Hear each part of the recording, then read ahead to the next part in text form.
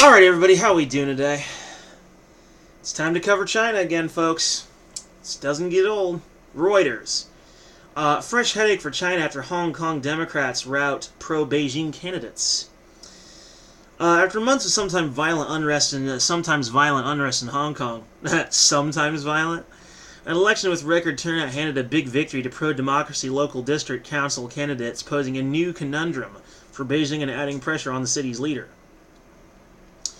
In the run-up to the citywide elections on Sunday, extreme clashes had broken out between riot police and anti-government protesters who had barricaded themselves in several universities.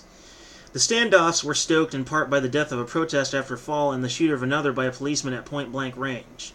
Yet on Sunday, amid a rare lull, nearly 3 million people, about three-quarters of eligible voters, queued on a crisp cerulean autumn day to exercise their democratic rights, with pro-democracy candidates ultimately winning nearly 400 of the 452 seats.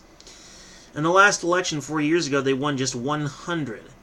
Most people think the extra 1 million voters came out to send a political message to the government that they will support the protesters and they're dissatisfied with the government, said Chinese university political scientist Mei Ngok. The government and the pro-Beijing camp have always claimed they have public support, Mei added. But now this is a big slap in the face because the public has showed their real position in record numbers. Hong Kong's leader, Carrie Lam, said in a statement she respected the result and that her government will listen to the views of the public with an open mind and with serious reflection without offering specifics. Because she wants an attractive platform, obviously.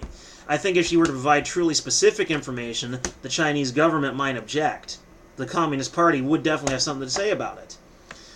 But this is a beautiful thing. In the midst of all this nonsense and violence and chaos in Hong Kong. This is gorgeous. With an absolute victory for democracy over there, we could very well end up seeing the end of the violence, or maybe even at least it die down a little. And it's possible, however unlikely, that they might be able to achieve independence for Hong Kong diplomatically. I know, we got one system, two state, or one state, two systems, or whatever it's called. But really, this is just gorgeous. I am honestly very, very proud of the people of Hong Kong for making this decision. Diplomacy is the highest diplomatic value diplomacy is the highest political value in my opinion, with violence being the absolute lowest. With this major push for a more democratic government within Hong Kong, that's going to seriously curb the party's ability to abuse the people of that island. This is a very respectful and very tame sort of screw you moment. I love it. But the HKSAR government will listen to the opinions of members of the public humbly, and seriously reflect the statement said referring to the city's formal name, the Hong Kong Special Administrative Region.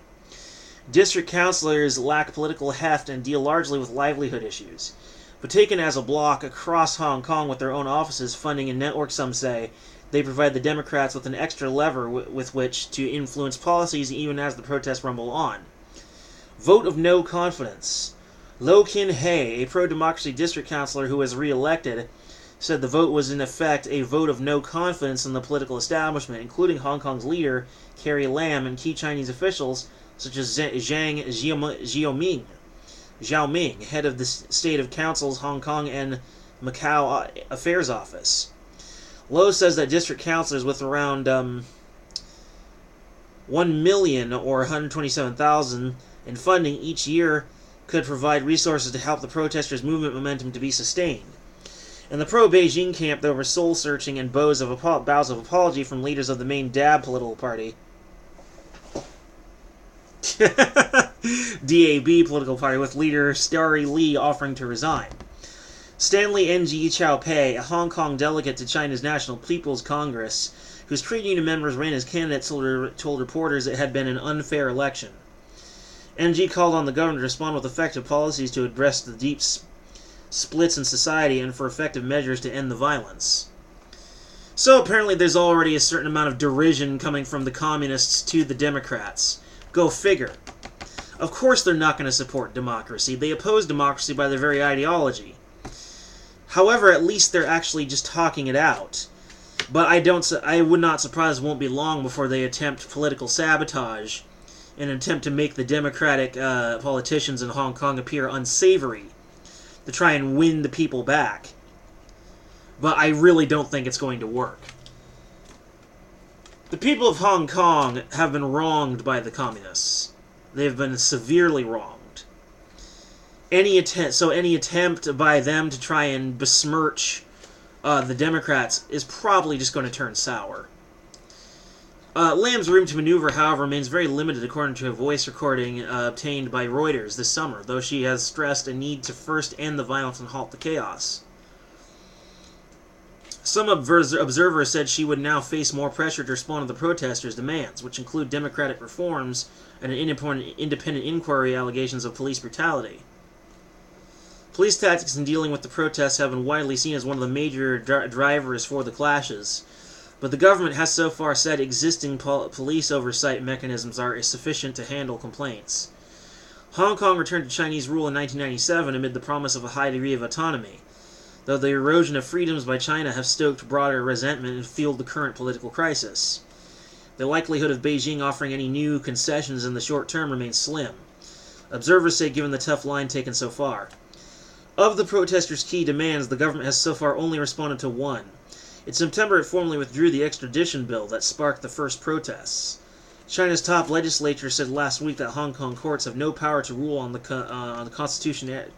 constitutionality of legislation under the city's basic law. A day after Hong Kong's High Court had ruled a controversial ban on wearing face masks was unconstitutional. Many council districts, long dominated by pro-Beijing forces supported by China's United Front, struggle against an unprecedented voter turnout of over 70%. The vote underscores a deep pool of support for the protest movement despite occasional violence by protesters. Many voters said they wanted to punish the pro-Beijing camp for backing the extradition bill, despite a mass airing of public concerns. Although some pro-Beijing heavyweights were toppled by relative newcomers, the Dabs Li says her party will regroup for key legislative council elections next September. But some observers say Beijing may see an advantage in replacing Lam before then, so she does not become an electoral liability. Well, despite however good of a politician Miss Lam may be, or Mrs. Lam as the case may be, here's what may likely happen. If China continues to misbehave in regards to Hong Kong, one of two things will happen. In my opinion, the most likely scenario of which is thus. The people will become agitated. Very agitated. Once again, they may not necessarily turn to violence, but the complaints will grow. If the Democrats fail to heed the complaints, then they may demand a full secession.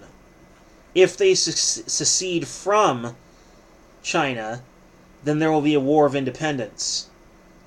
And it will be a very short war, since the distance between the island of Hong Kong and mainland China is not very far, by modern standards. Travel to and from will be very easy. Let's not forget that the American Revolution was largely successful because of the distance between the United States and Great Britain, which is pretty significant. There's an entire ocean between the two. There's not much space between Hong Kong and mainland China.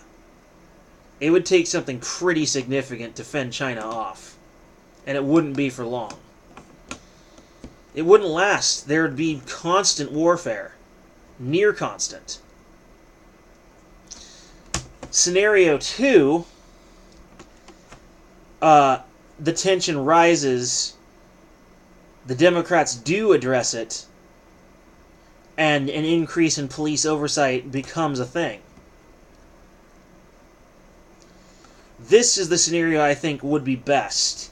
The Democrats need to come up with an answer to the people's complaints so as to maintain relative peace for as long as possible. Because the alternative scenario is simply unacceptable. The death toll would be hideous. Anyway, that's all I have to say about that, folks. Peace.